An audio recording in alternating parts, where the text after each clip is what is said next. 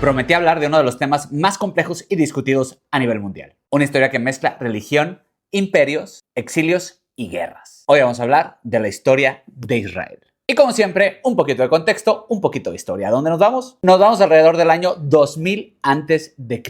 Ya que para entender la historia de Israel, primero hay que separar dos cosas: la tradición religiosa y lo que podemos reconstruir con arqueología y con historia. Según la tradición bíblica, la historia de lo que es el pueblo de Israel iniciaría, como les dije, hace aproximadamente 4000 años, con un personaje de la historia que se llama Abraham, considerado el patriarca del pueblo de Israel. Es el punto de partida para una narrativa central de lo que sería el judaísmo, el cristianismo y hasta el islam. Otro momento fundamental, según la tradición bíblica, es el éxodo del pueblo hebreo de Egipto atribuido a Moisés, que según la tradición, este personaje de la historia había guiado a los hebreos fuera de Egipto alrededor del siglo XIII a.C.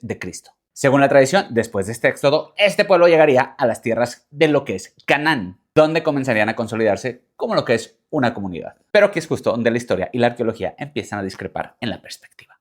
¿Qué es lo que dice la arqueología? Pues según los estudios arqueológicos, se sugiere que los primeros israelitas aparecerían precisamente de las montañas de Canaán alrededor del año 1200 a.C. Probablemente no llegaron de un pueblo completamente externo, sino que surgirían de pueblos locales de esta zona de Cananea, que desarrollaron una identidad distinta. Y entre estas diferencias aparece algo clave, que es la devoción a un solo Dios llamado Yahvé. Durante los siglos siguientes, estas pequeñas comunidades empiezan a administrar como si fueran unos clanes, es decir, unas tribus. Estas tribus habitarían lo que son las zonas distintas de Canaán, donde todavía no existe un estado organizado per se, pero sí comenzaría a consolidarse una sola identidad basada en tradiciones, en religión y en la memoria compartida. Llegaremos al año 1020 a.C. y aquí sucede algo que sería un punto de inflexión para este pueblo de Israel. ¿Cuál es esta? Se preguntaron ustedes. Pues nada más y nada menos que se convierte en una monarquía. Según las fuentes bíblicas, el primer monarca sería Saúl, y este fue el primer intento por unificar a las tribus de Israel frente a lo que son las amenazas externas, especialmente de los pueblos vecinos como los filisteos. Este momento marcaría la etapa de un pueblo ya organizado. Y poquitos años después aparecería uno de los personajes de la historia más famosos de esta comunidad, que sería nada más y nada menos que David en el año 1000 a.C. Estamos hablando del rey David. David conquistaría lo que es la ciudad de Jerusalén y lo convertiría en el centro político y religioso de este pueblo. Y con esto Jerusalén empezaría a adquirir lo que es el significado histórico y religioso que tiene el día de hoy. Y tras David gobernaría su hijo Salomón, aproximadamente en el año 960 a.C. Y esto es importantísimo porque durante el reinado de Salomón se construiría el templo de Jerusalén. Este templo se convertiría en el centro religioso del antiguo Jerusalén. Pero después de Salomón vendría algo que cambiaría el destino de este pueblo para siempre. Es decir, el reino se divide. Al norte quedaría lo que es el reino de Israel y al sur quedaría el reino de Judá con Jerusalén como capital. ¿Qué es lo que ocasionaría esta división, se preguntarán ustedes? Pues primero, obviamente, desestabilizaría la región, la debilitaría políticamente y la volvería vulnerable contra otros imperios. Esto nos llevaría al año 722 a.C. y con esto el primer golpe. Es decir, estamos hablando del imperio asirio que conquistaría el reino de Israel del norte. Gran parte de su población es deportada y se dispersaría dentro de este mismo imperio. Esto es importantísimo porque es el comienzo de una larga historia de conquistas externas sobre esta región y la primera vez que existe un movimiento obligado y forzado, documentado, sin contar Egipto, sobre este pueblo. Llegaría el año 586 a.C. y con este los babilonios. Aquí entraría un gran personaje de la historia del cual ya hemos hablado, que es Nabucodonosor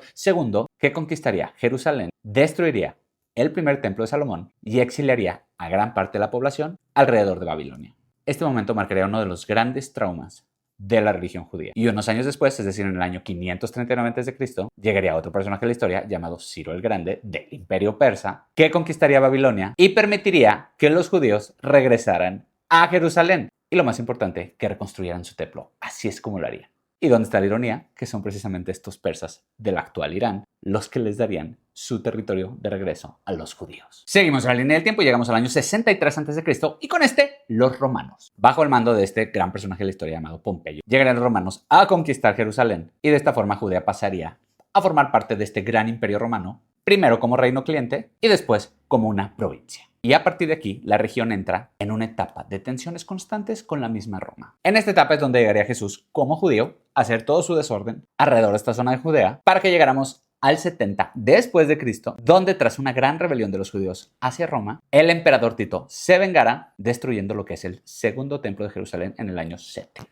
Este evento cambiaría la historia del pueblo judío para siempre. ¿Y por qué? Se preguntarán ustedes. Porque el centro religioso del judaísmo desaparecería. Llegamos al 135 después de Cristo y con este la gran diáspora. Es decir, después de otra rebelión iniciada por este personaje de la historia llamado Bar Kokhba, Roma reprimiría durísimamente esta región, en donde muchos judíos serían expulsados de Jerusalén y se dispersarían en el Mediterráneo y en otras regiones. Esto sería la gran diáspora, es decir, que se queda sin territorio este pueblo de Israel y duraría nada más y nada menos que casi 2000 años. Pero las comunidades judías seguirían viviendo en otros lugares, por ejemplo como Roma, Bagdad, España y hasta Europa del Este, manteniendo así su religión, sus tradiciones y su propia identidad.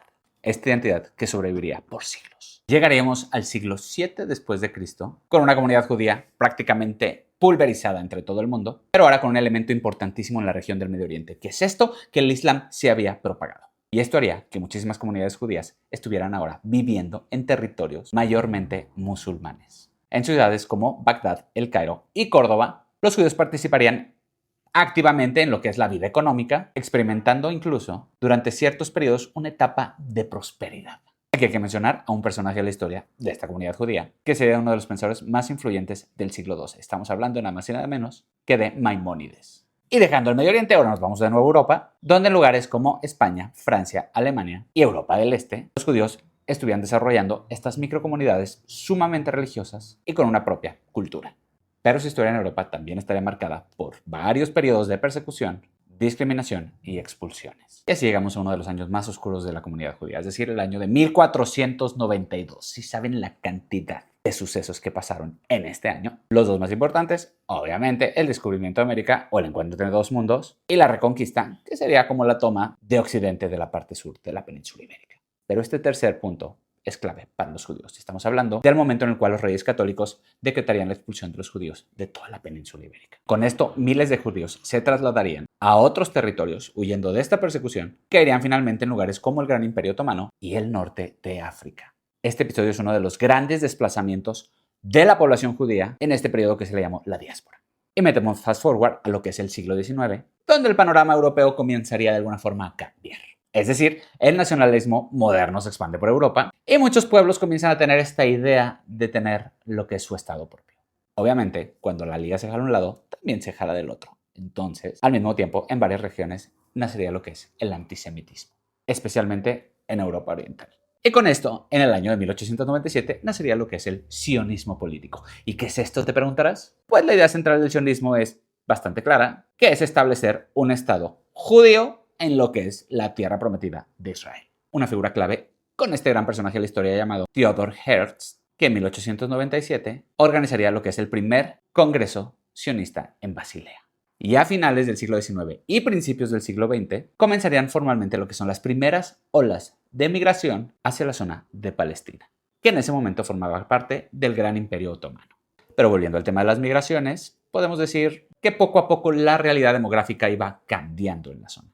Y pasaría lo que es la Primera Guerra Mundial, que traerán consigo nuevas decisiones internacionales, preparando el escenario para un evento que cambiaría la historia del Medio Oriente para siempre.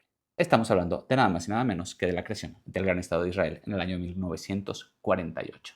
¿Pero cómo fue que sucedió esto? Te preguntarás. Pues regresamos un poquito en el año 1917, es decir, en plena Primera Guerra Mundial, se haría lo que es la Declaración de Balfour. ¿Y qué es esto? Te preguntarás. Pues recordemos que el Imperio Otomano perdería el control sobre la zona de Palestina. Y esta declaración lo que hace es expresar su apoyo de los británicos, que serían los que se quedaron en control de este territorio después de los otomanos, para la creación de lo que es este Estado de Israel. Termina la guerra, se quedan los británicos ahí y empiezan a mover las fichas para que esto suceda. Entonces, en las décadas de 1920 y 1930, empieza ahora sí un movimiento masivo migratorio de judíos a la zona de Palestina, que traería consigo un miedo normal de la población árabe a ser desplazados, pero más que nada también a perder un poco de control político que ya tenía. Porque recordemos que los otomanos habían estado en decadencia y habían permitido que hubiera otras formas de control en la localidad. Aquí es donde la tensión de las comunidades judías y árabes empieza a crearse. La región se vuelve más inestable y le caería un balde de agua fría a la comunidad judía. Estamos hablando de la Segunda Guerra Mundial y lo que es el Holocausto. Esto lo explicaremos en un video de la Segunda Guerra Mundial, pero podemos decir que hubo un mega evento anti, donde perdían la vida alrededor de 6 millones de judíos. Esto obviamente pondría el foco internacional de la recién creada ONU en esta zona de Europa y en esta zona de Medio Oriente. Y con esto llegaría el año de 1947, donde la misma ONU propondría dividir este territorio en dos lugares. Es decir, dos estados, un estado judío y un estado árabe. Obviamente, el liderazgo judío acepta esto, pero los países árabes lo rechazarían. Y como dicen, haya sido como haya sido, el día 14 de marzo de 1948, el personaje de la historia David Ben-Gurion proclamaría la creación del Estado de Israel. Y luego al día siguiente, habría reacciones. ¿Cuáles son estas? Te preguntarás. Pues los países árabes vecinos empiezan a atacar estos territorios del nuevo Estado de Israel, comenzando así lo que es la primera guerra árabe-israelí. ¿Qué pasó ante esto? Obviamente Israel lograría consolidarse y mantener su existencia. Esto crearía tensiones gigantescas, que obviamente se multiplicarían en las siguientes décadas, trayendo consigo eventos como en el año 1967 con la Guerra de los 6 días y en el año de 1973 con la Guerra de Yom Kippur. Estos eventos cambiarían lo que es el mapa político de la región y profundizarían estas tensiones de Israel con todos sus vecinos. Y al principio el conflicto podría haberse visto como Israel contra todos sus países vecinos. Pero con el tiempo y las décadas esto avanzó hasta hacerse un problema realmente del territorio entre Palestina y Israel. Con esto surgieron nuevos movimientos políticos, negociaciones de paz y también muchos episodios de violencia. Por ejemplo, las intifadas que fueron a finales del siglo XX. Y a partir de esto, el conflicto palestino-israelí se convierte en uno de los conflictos más complejos del mundo actual.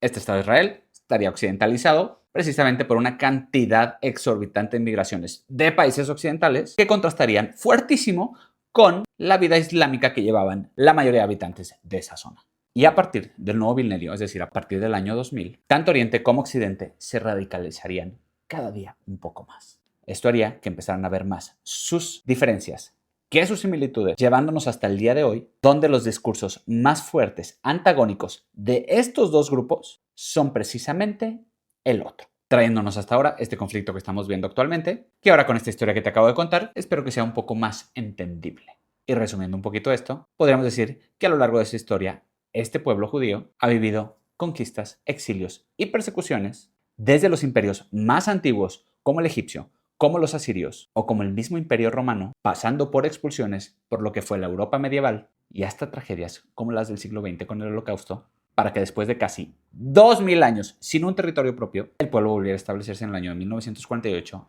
en este territorio, empezando así a escribir una historia que todavía se está escribiendo el día de hoy.